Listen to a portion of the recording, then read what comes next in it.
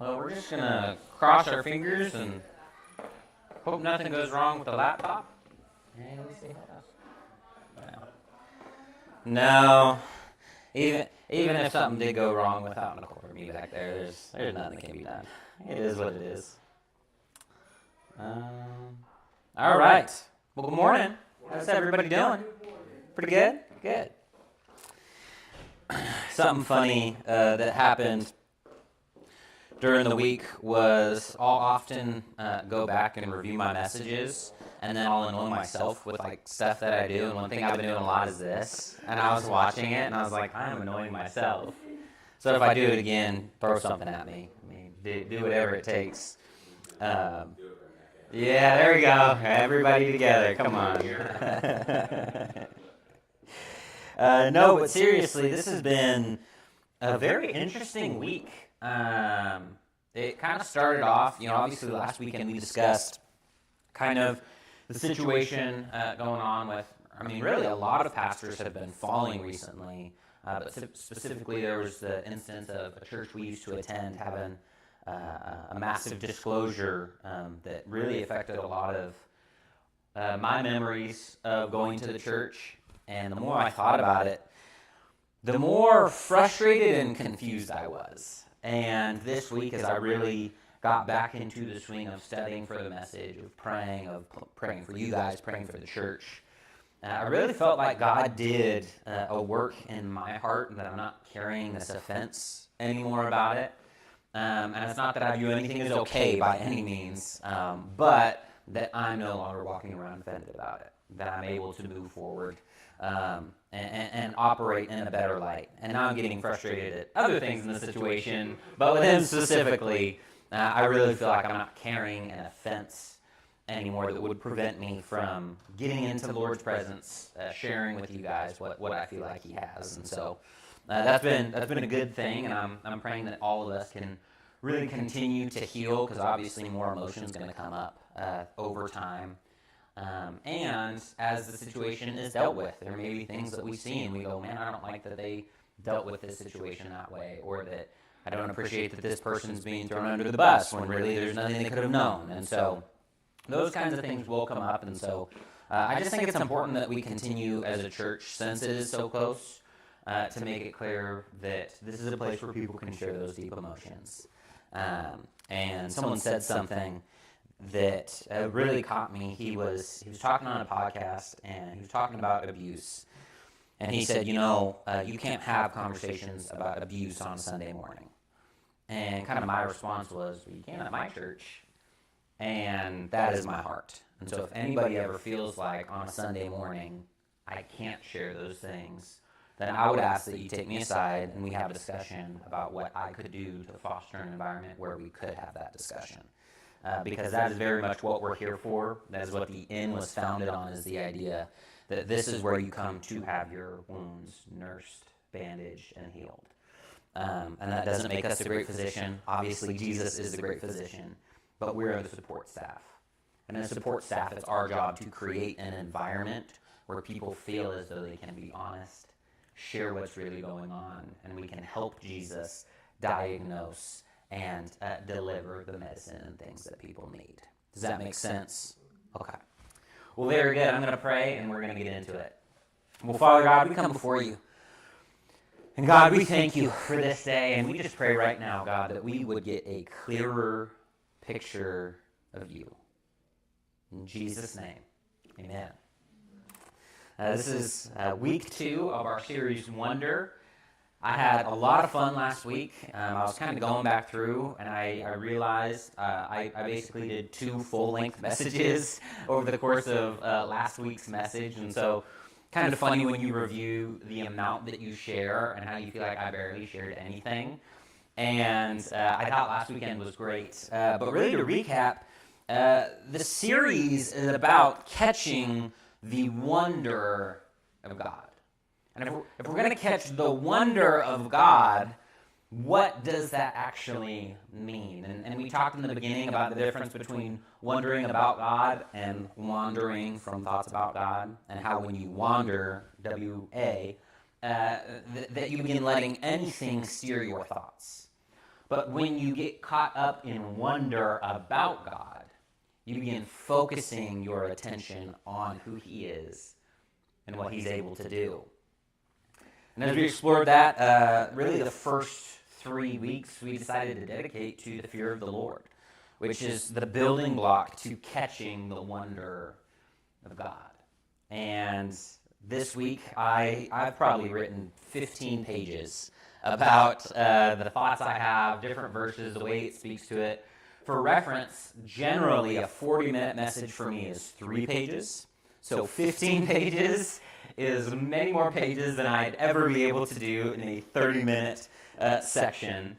So I have had to trim a lot of information. I have had to try and condense my thoughts into what I view as the most critical to this idea.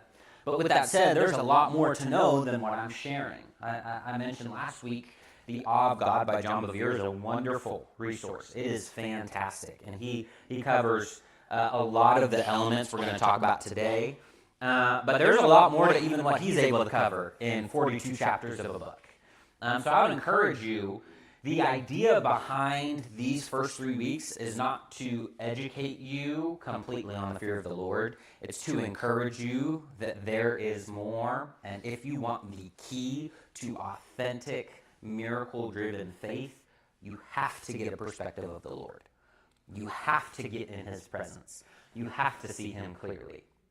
And so, as I share today, I'm going to share some things that stuck out to me in my reading and my research and really in my study that encouraged me, that really made me feel like I could put words to the things sometimes we don't have an explanation for.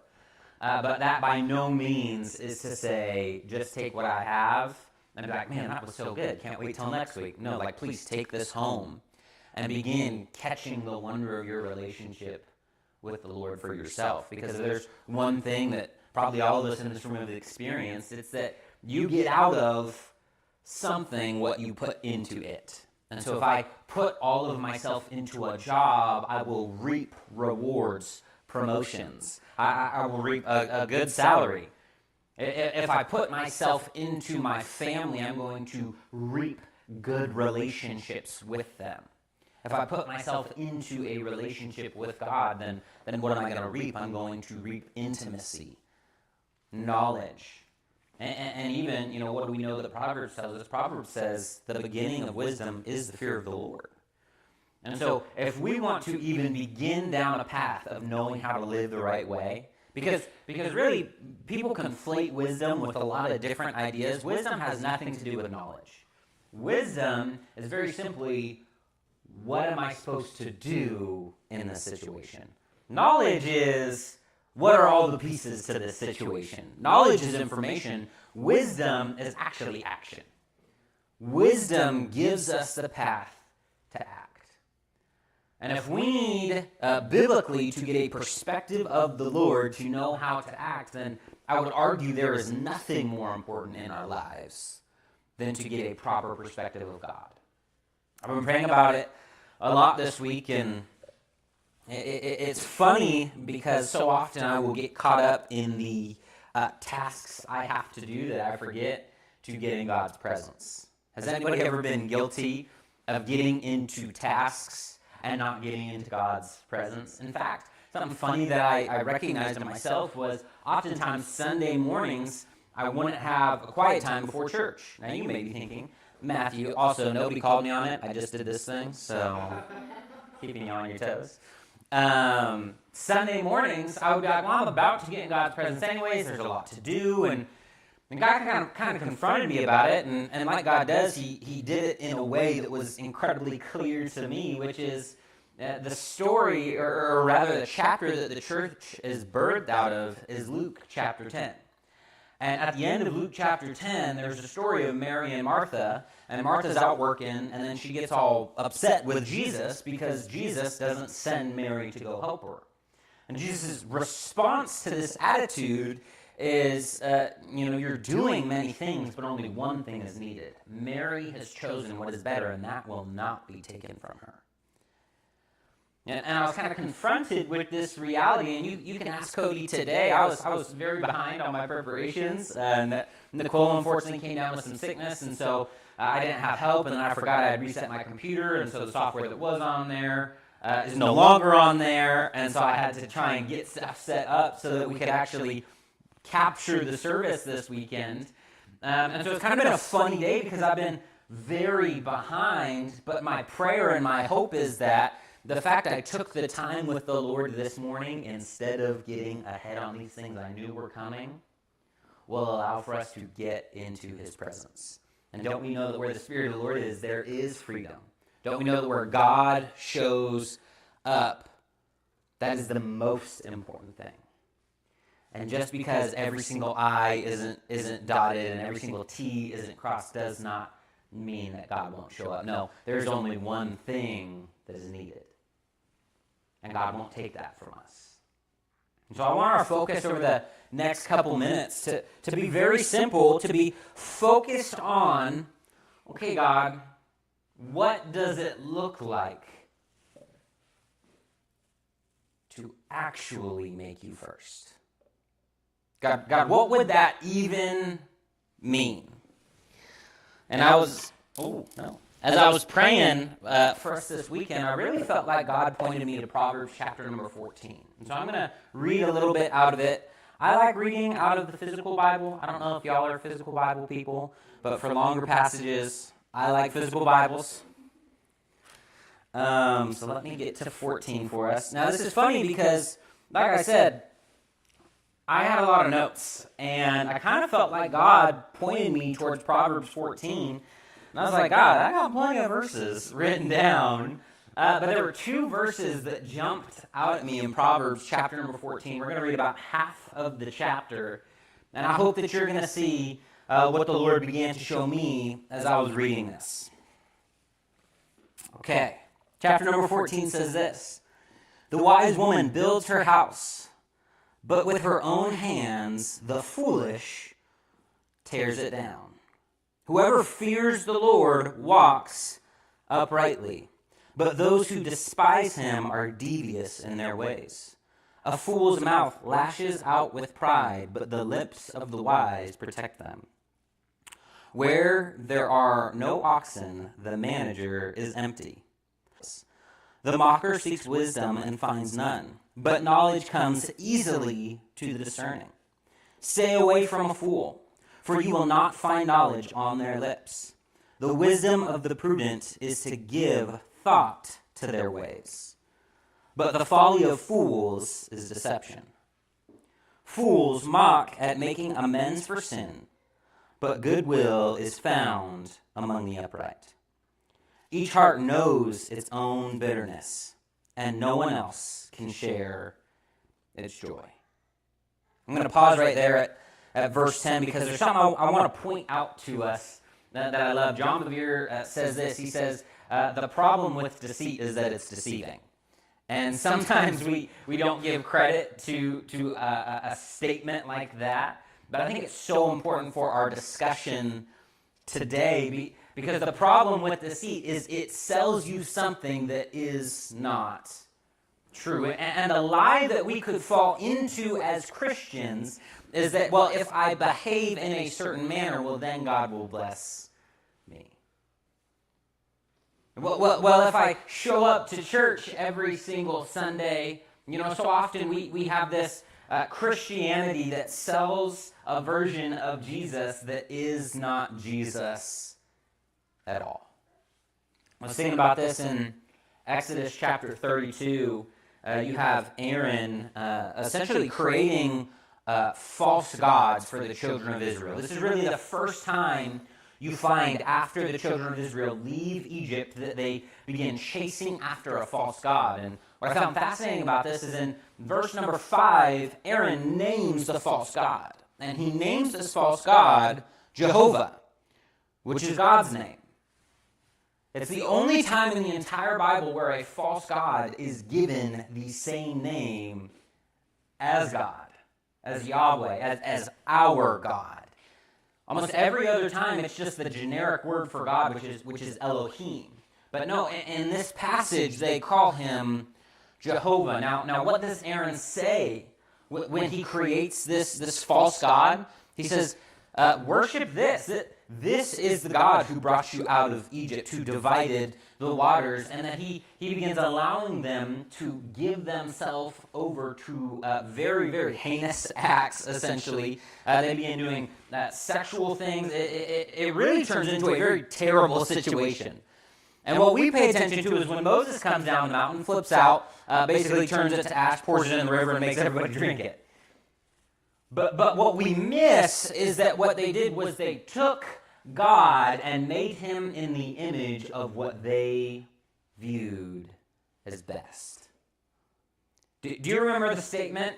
The problem with deception is that it's deceiving. The problem is when we self-delude ourselves and say, oh, well, it's okay, I'm going to make God into the image I see fit. What begins to take place is we will justify evil, calling it good. I wrote it down this way. I said, oh, where is it? All right, I don't know where I wrote it down. I said it this way to myself, and then I wrote it down and forgot where I wrote it down. But essentially, what we're talking about is lawlessness, which lawlessness actually isn't the absence of law, it's where I get to determine my own law. Okay, I'm going to say that again. Lawlessness is not the absence of law, it's where I get to determine my own law. In fact, the book of Judges says it this way. It says, there was no king over Israel. Everyone did what was right in their own eyes. And we consider that a lawless generation. You know, we think of lawlessness and we think anarchy, maybe sometimes, but other times it just means I do what I view as best. I heard someone talking about the story of the garden the other day, and they said something I loved. I think it's so fitting for our culture today when we talk about authentic faith, because they said, you know, the part of the tree Eve was attracted to was the good part. It's the tree of knowledge of good and evil, right? And Genesis records that when she saw it was good for food and making one wise, she took and ate. How many of us look at situations and we see something good, not recognizing its end leads to destruction. Now, I want to give us a tool for just a moment, which is that in our lives, the choice is not good or evil, it's God or anything else. It is not good or evil. And in fact, this is so important to know, Satan does not hold a candle to God. And in the war for this world, it is not actually a question of whether or not good is stronger than evil. Good is stronger than evil. The Bible tells us Christ overcame the world. We have already won. And so the war is not whether or not evil is strong enough to overcome good. This is the problem with so many fictional stories, is they paint a picture as though good is on the losing side. Because nobody can truly put into words how powerful it is that good would lay down its power to come as a servant and say, I will love you right where you are at. We don't know how to understand that someone could have the power of a mighty God and yet still choose to serve you and me. And so in stories, it becomes this contest of good and evil, and they're huge, and it seems like evil is going to win. And can I give us some encouragement for just a moment? Evil has got nothing on your God. It cannot hold a candle to his power. And so the question becomes for the Christian, if I am losing, am I deceived? Have I fashioned God into something that is not God? Am I justifying behaviors in my life? Am I not getting a revelation about who God is, but rather I am justifying what I want based off what I think God should be?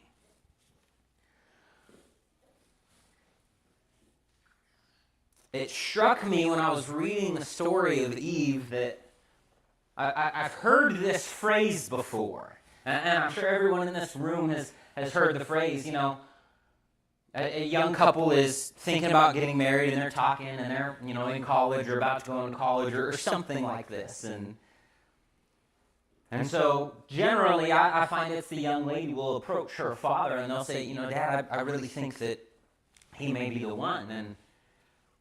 And in this moment, I find deception has its greatest tool because these parents so often in our culture will say what? They'll say, no, don't settle down. Go out and live a little. Find out who you are. Find out what life has to offer before you settle down. You don't even know anything yet. But how many of us know that knowledge can sometimes destroy you? And you look at the garden, and the serpent's lie is the exact same. You're going to be held out on if you don't take part in this. You're going to miss out. We've heard this saying, experience is the best teacher. And what I find when I read the Bible is, no, it's not. Experience is the cruelest teacher. You know what the best teacher is? Faith. Because faith says, God, I believe what you have said. In fact, think about it this way. A child who obeys and listens to their parents will never burn their hand on a stove out of faith that their parents have told them it will hurt them.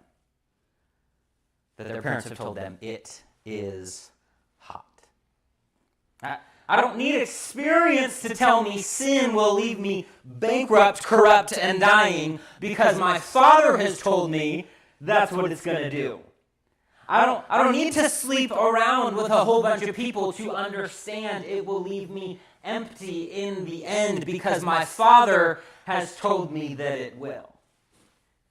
Now, I believe today we need to get a revelation about our God so that we will begin walking in an authentic kind of faith that says, no, I don't need to experience a sinful world to know what its end is. How many of us judge our own testimonies and say, well, I don't really have much of a testimony. I grew up in church. I laugh at that saying, and I think I've said this before, but you know who didn't have much of a testimony? If that is our standard, Jesus.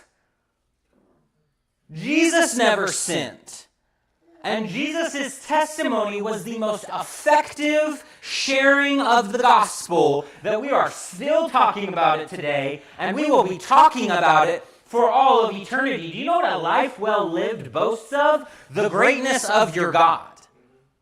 And so when we get into a discussion as Christians, I really think we do ourselves, and really even deeper, we do God a disservice by not talking about what the Bible has to say about issues. I was caught the other day because I'm reading a book called Good or God. Has anybody ever heard of that book before, Good or God? Fantastic book. And essentially what he does is he takes the modern church to task for not diagnosing the problems in our world. And we justify it, right? We justify it by saying, it's just grace, right? I just love people. And the example that he gave, I love it. He said, if you went to a doctor and you go in and they do some scans and they find you have a tumor, and then that doctor comes to you and shares, it's bad news, you have a tumor, we need to operate. The good news is, if we operate, you're going to live. But if we don't operate, you're going to die. And there will be nothing we can do if we do not act now. And then you decide, okay, well, I want a second opinion. So you go find another doctor, and you begin chatting with this doctor, and the more you discuss with this doctor, you find they never finished medical school, and they don't actually know about how to heal the body, and when they run the test, they don't know exactly what they're looking at with the test, but then they come to you, and they're all excited, and they go, well, there's good news. I can't see anything wrong with you. You look fine to me. In fact, I think that other doctor was just kind of a jerk. So don't even worry about the diagnosis. Well, 2 years later, when you're on your deathbed and the cancer has spread to your entire body, let me ask you a question. Which doctor was more loving? The one who was honest with you, even if his delivery wasn't perfect? Or the one who lied to you in the name of being nice? I think sometimes we fashion God into a person who would lie to you in the name of being nice. And today, I want us as a church to raise our level of faith to the point that we say, God, if you say it, I'm going to do it. God, I am not going to be deceived. I'm not going to craft you into the image of something that you are not. In fact, last week, we talked about the story of Hezekiah, didn't we? And how the Assyrians talked about God like he was any other god of the world. But don't we know our God is not any other god of this world? And today when we look at our culture, it is easy to get discouraged because people don't hold to justice. They don't believe they'll be held accountable. People serve the gods of lust and selfishness and pride and arrogance and power. And they think, oh, well, I just have to get mine. But I believe we still serve a God who is not like the other gods of this world. I still believe he is the one and only God, and everything else is just a lie. And so for us today, I want to present us with a very, very simple but very powerful concept. Is in your life, is it good or is it God? Because sometimes it can be good and not be God. And just like the tree in the garden was the tree of knowledge of good and evil, so also in our lives there are things that on the face look good. And we can justify it. We can say, well, this would bring me life. This would bring me things I desire. That's what I found when God asked us to start the church. Is I said, but God, I had a good plan. I was going to go to another church. I was going to learn under another pastor. I was going to make mistakes in an environment where I had mentors directly invested in my ministry so God, I could learn. And you know what he said? He said, that's good, but that's not me. Because what I have for you is different. I want us to be a place that says, God, then I want you. I don't want good. I never want to be the kind of Christian who settles for good. I believe my God is great. I believe my God is awesome. I believe my God is mighty to save. And that doesn't mean life's going to be easy. I mean, we've talked about that a lot the past few weeks. In fact, much of the time, we're not going to get an answer for why God said yes to this and no to that, even though the thing he said no to looked better, sounded better. The people who went that way seems like they're getting it better. Like, sometimes we don't get the answer. But I still believe my God is the only right option. I want to read a little bit further in Proverbs 14 for us. We're going to pick up in verse 11. It says this. It says, the house of the wicked will be destroyed, but the tent of the upright will flourish. There is a way that appears right, but in the end it leads to death. Even in laughter the heart may ache, and rejoicing may end in grief. The faithless will be fully repaid for their ways, and the good rewarded for theirs. The simple believe anything, but the prudent give thought to their steps. The wise fear the Lord and shun evil, but a fool is hot-headed and yet feels secure. I want to say one more thing for us, and then I kind of want to give us a little bit of time to respond. But as I studied and as I dove into the Word and really asked God, what are you saying to us? I found a connection between the fear of the Lord and what so often the response of individuals in the Bible who got the fear of the Lord said. And what I found was people who understood the fear of the Lord began asking God, God, teach me your commands. And I was like, what? For me, it didn't make sense. Because you have people who fear the Lord, and we talked about this last week, that the fear of the Lord is the key to intimacy with God. If you want to be known as a friend of God, Psalms 25:14 says, to be God's friend, you have to fear him. And so you would think, well, if I'm your friend, then what is the deal with all these rules? But again and again, I read. I mean, read Psalm 119, the longest chapter in the Bible. Do you know what it says again and again and again? All it talks about is God's commands. God, I love your commands. Why would I not follow your commands? God, your commands lead to life. Man, it really sucks for those people who don't follow your commands, because I'm following your commands. For like 170-something verses, he talks about God's commands. And I'm thinking about this, and I'm wrestling with, okay, God, what are you trying to tell me? And then finally it clicked for me that for us, the fear of the Lord changes us from a legalist mindset, which is the first thing I heard when I heard teach me your commands. I was like, oh, legalism. And I began thinking about people in my life who I know they don't have intimacy with God. Like in conversations with them, they will readily admit, I don't feel close to God. I believe in God. I don't hear him. I don't have any emotion toward him. Listen, for one, when you get intimate with someone, you can't help but get emotional when their name comes up. Okay, can I encourage us for a moment? If Taylor's name comes up in a negative light, you better believe something's rising up inside me and going, who do you think you are to talk about my wife that way? What do you know about her? In fact, I think we're about to fight.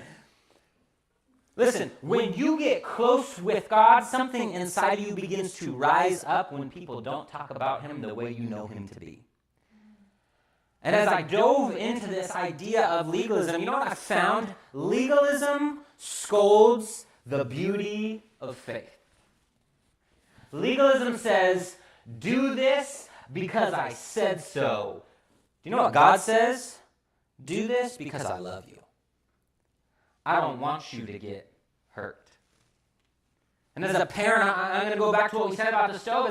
As a parent, if I create a legalistic environment for winter, that I say, don't do that, don't do that, don't do that, I'm not going to share with you why don't do that, just don't do that. Do you know what she's going to do when she finally has the ability to get out from underneath my authority? She's going to run out from underneath my authority, for one, but for two, she's going to begin doing all the things I have said not to do because there was no intimacy. It was just rules. Yeah, there are rules in a relationship. In me and Taylor's relationship, there are rules. The moment I said yes to her, I said no to everyone else. I said, I'm not looking at other girls. I'm not flirting with other girls. I'm not just kind of, checking out, seeing if, is there something better over here? No, I have made a decision that she is my wife. And there are other rules too. I'm not going to go into every single rule. But let's take a funny one, like toilet seat. You have to put it down. It's a rule, all right? And let me tell you what, there's punishment if you fail, all right? You'll be woken up in the middle of the night. How could you? I don't think that's ever happened. But it would if I didn't follow the rule, okay?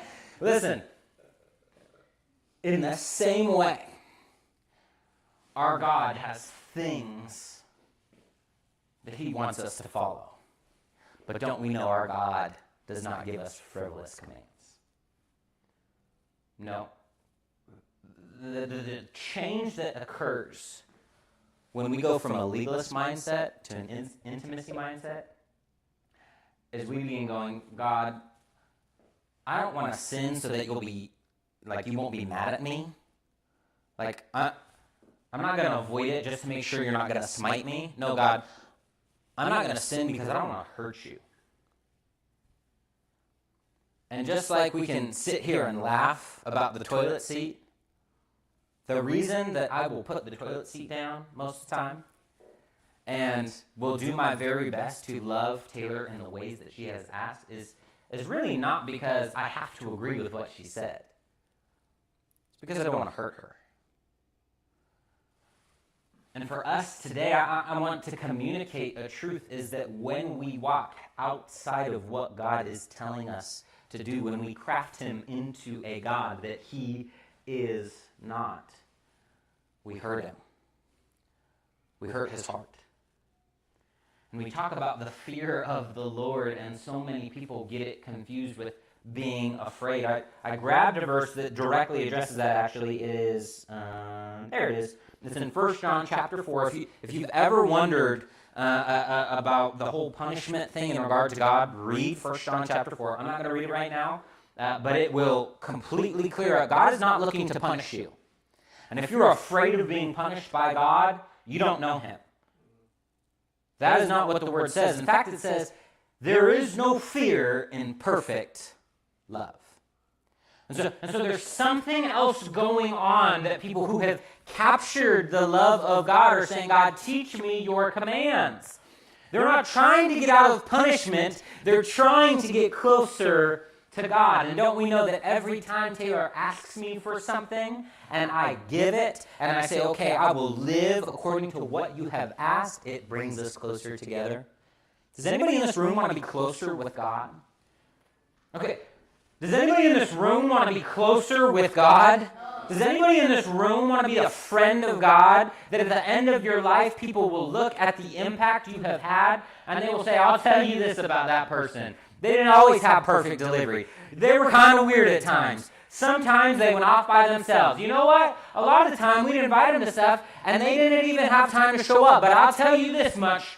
They walked with God. And I'll tell you what, when they walked in the room, God walked in the room too. It is a personal goal of mine that when I die on my tombstone, it would say Matthew Baughman, the friend of God. That's the impact I want to leave behind. I want to be someone who so loves God that people would look at the fruit of my life and they would not go, oh, well, he's just legalistic. No, they would say, oh, he is just close with God. A part of this discussion is a discussion about holiness. It's going to be a good conversation next week that we're going to have about what that means, the motivations behind it. But really more than anything, we need to get this idea that if you want to see God, then you need to be looking to find God. Not looking to create something that's a little easier for you to stomach. And so are we going to be the kind of people who say, God, whatever's in your word, I'm going to do. God, whatever you ask me to do, I'm going to do it. And so God, some people I know, you know what, they're going to go get $1 million jobs, and that's great. Good for them. But God, if you're not calling me to $1 million job, I don't want $1 million job. God, some of my friends are going to have 10 kids, and if you're calling them to 10 kids, that's great. But God, if you're not calling me to 10 kids, God, give me however many kids you want to. Some people in our life are going to have a very balanced schedule where they're like, man, I do a 9 to 5 and it's great. And some of us, God is going to ask to say, I want you to go past 5 o'clock. I want you to become diligent in your work. Some of us, people get ahead of us because they stay late at work. And God's going to say, no. You are a 9 to 5er. Because you have a family at home that I am looking to bless through you.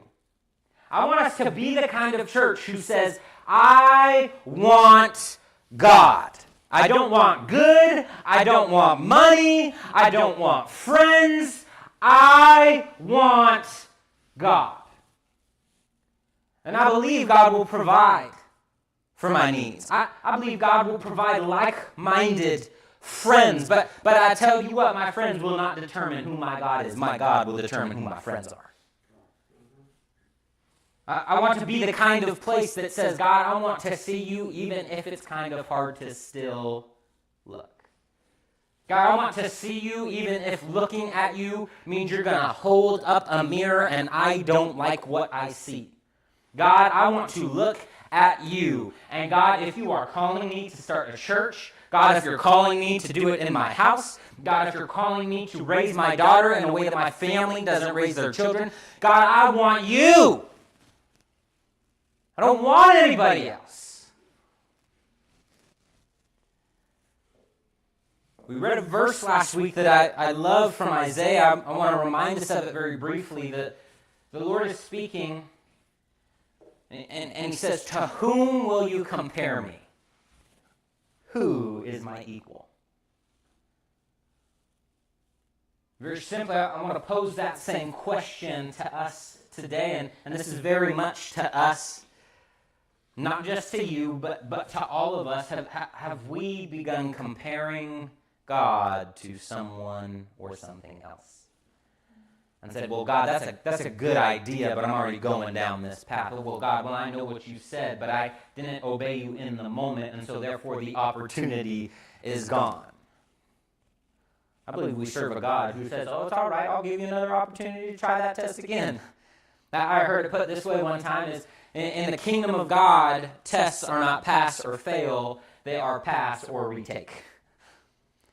And so often we're ready to move forward to the next season and say, oh, I'll just take the loss on that one. And God's saying, no, you see, I don't take losses in seasons because I will not put you into a situation that you are not prepared for and then will fail. I care too much about my friends. Do we want to be God's friend in this place?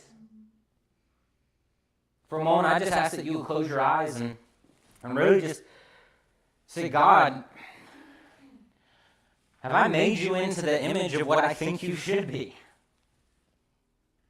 God, is my faith so small that when you did not answer things in the way I thought you should, that I quit believing you were bigger than what I could see?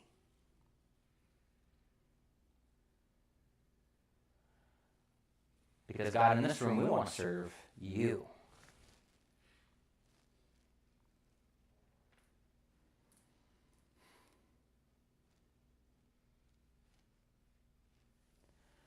And Father God, I just pray in this room we would get a revelation about what it means to fear you, God. About what a life with you could truly be. And so, Father, today, God, we just say, if we have made you into something that you are not, God, we're sorry. God, we want you. In the mighty name of Jesus. Amen. Amen. All right. I didn't do the thing too much, so I'm pretty happy about that, you know? All right. Just once. And I caught it, you know? It's pretty good. All right. Well, we're going to finish up the way we do every single weekend, which is with testimony times. Times. Ooh. So if God's been doing something in your life, if you want to share about what he's doing, or if you have a prayer request, this is another thing that I want to make clear is always open.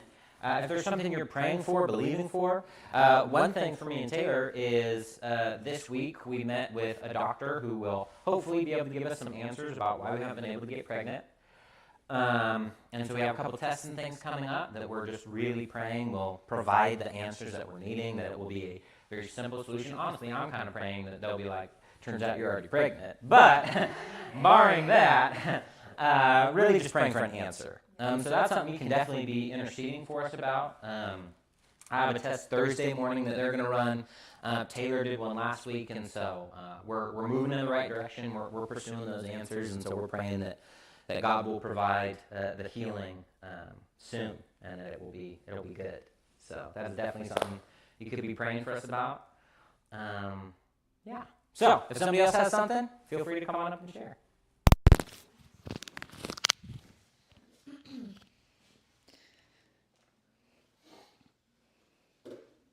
Okay, so I was listening to a podcast yesterday. It's about the new movie coming out, Sound of Hope, the story of Possum Trot. It's like an Angel Studios Christian movie, obviously. But it's based on a true story about this couple in a city called Possum Trot who had 2 of their own kids and then felt like the Lord called them to adopt children. And he was actually the pastor of his church at the time, and he got everyone in his church to adopt children. At the end of the movie, they called to adopt more kids, and they said that there was no more. Very powerful story. But there was something that she said that has just really like wrecked me, and I just can't stop thinking about. And she was saying, like, the devil isn't super worried about you getting dressed up, you going to church, you doing all that. That is a good thing. I'm not saying we shouldn't go to church, pro-church. But, like, that's not what scares the devil. What scares the devil is your obedience. And she said, because obedience is the ground for miracles. And that just really made me, it kind of reminded me of the message of, like, am I being challenged? And they were also talking about, we go to church, we want this good feeling and just go out the door and we just want to feel good.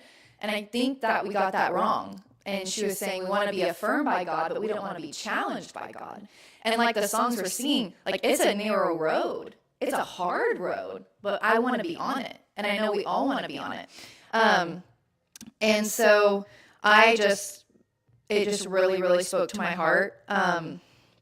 And so I just wanted all of us to reflect and, like, the message, like, what is God challenging you to do? And maybe you've been running from it.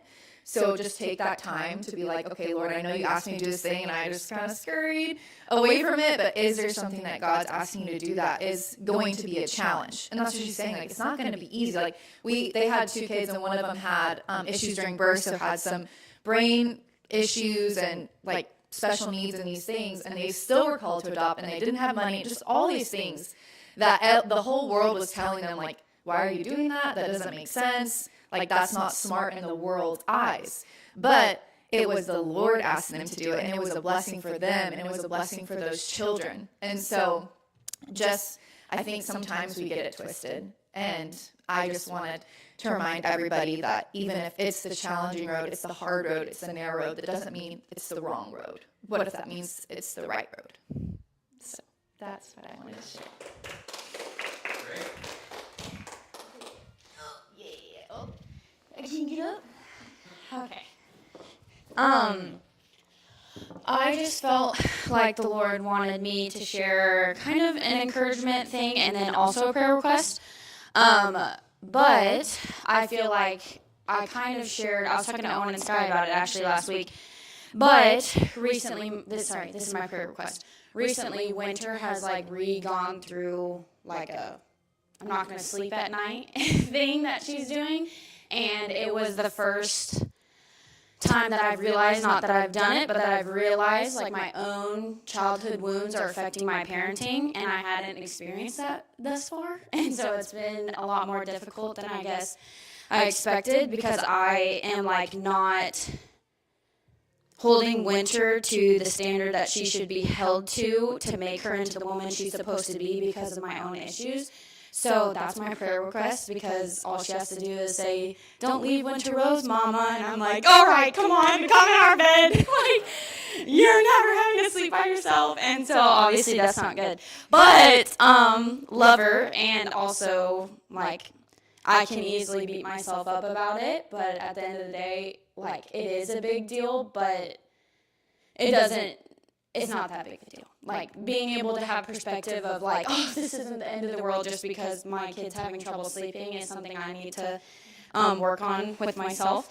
But that's a prayer request. Love it. Just for empowerment to do the right thing. It's not that hard. I know how to sleep train. 10, 10, 10. Feel good, convicted about it. Just won't do it. So that's where I'm at.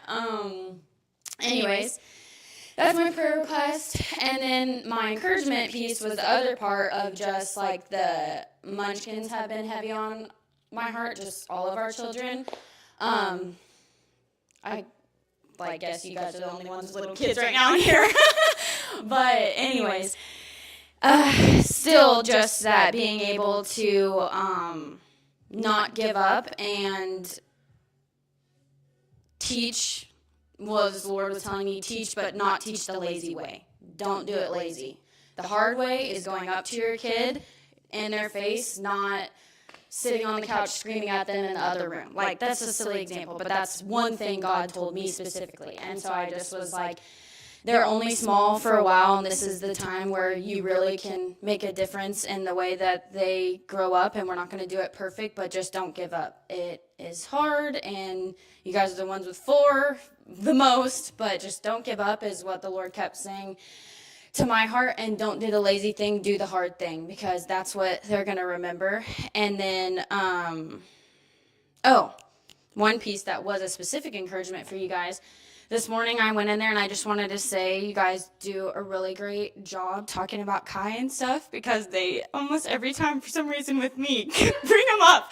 And I don't know if they bring them up with everybody, but I know they do with me. And so it's just really sweet because Parker's like, yeah, Kai's 2 years old in heaven. Like, he knows how old he is and like where they're at and stuff. And that's really sweet because a lot of people don't even talk about their baby and don't like allow their child to know that they're in heaven because it's painful. But encouragement piece to you guys that you guys talk about it and they love him. And Eli's already telling me every time I see him, he's getting another brother. So he's so excited. So anyways, I just wanted to encourage you guys that I know that it's really hard and rewarding to have 4 boys, but sometimes it just seems more hard. And so I just wanted to tell you a rewarding piece of y'all's parenting. So. Yeah, Eli tried to tell me yesterday. I was like, yeah, we're about to have 5 boys. He's like, no, we'll have 6. Yeah. Like, it's 5 in heaven. I'm like, oh, sorry. Yeah. He's like, we'll have 6 boys. Yeah. I know. Real quick, I just want to ask for prayer. So one of the things I've been trying to do for quite a while now is write, and it's difficult trying to figure out exactly what or how you want to kind of get something across. Early on, a couple of years ago, actually, I thought I had an idea. I thought this was a way that I thought I had an outline and things. But the hard part about writing is it's like you've got something down and then you'll read a book and it's like, I can't, that's exactly what I wanted to say or something. And you're like, dang, they did such a better job than I was doing it. So, and it can get discouraging, but here recently, I was really praying about it, and I really believe God took me in a different direction into, instead of kind of writing a non-fiction, like spiritual type book, I believe he wants me to write a fiction like novel telling a story rather than, and it's going to be pretty much my story, but in a fiction way. That way I can add to things and try to get things across that I don't believe I would be able to in another way.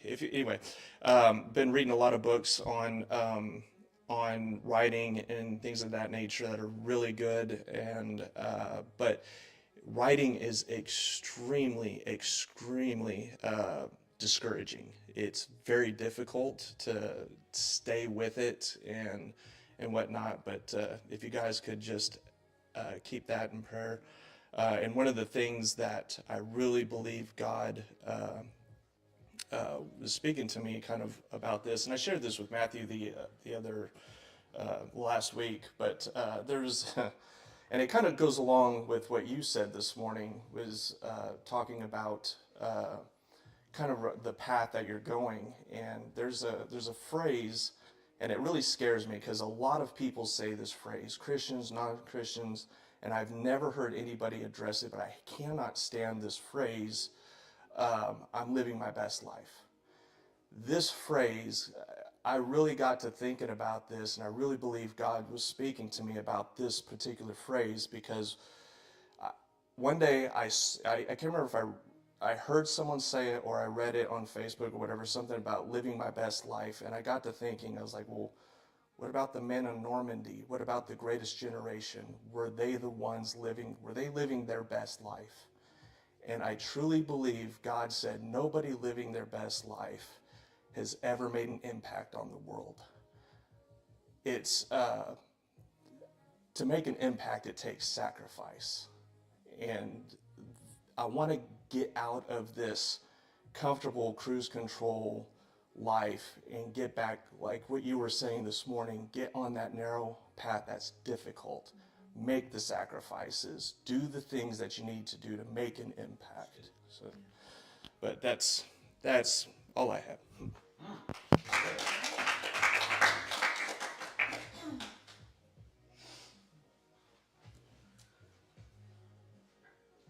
Everybody's got to go.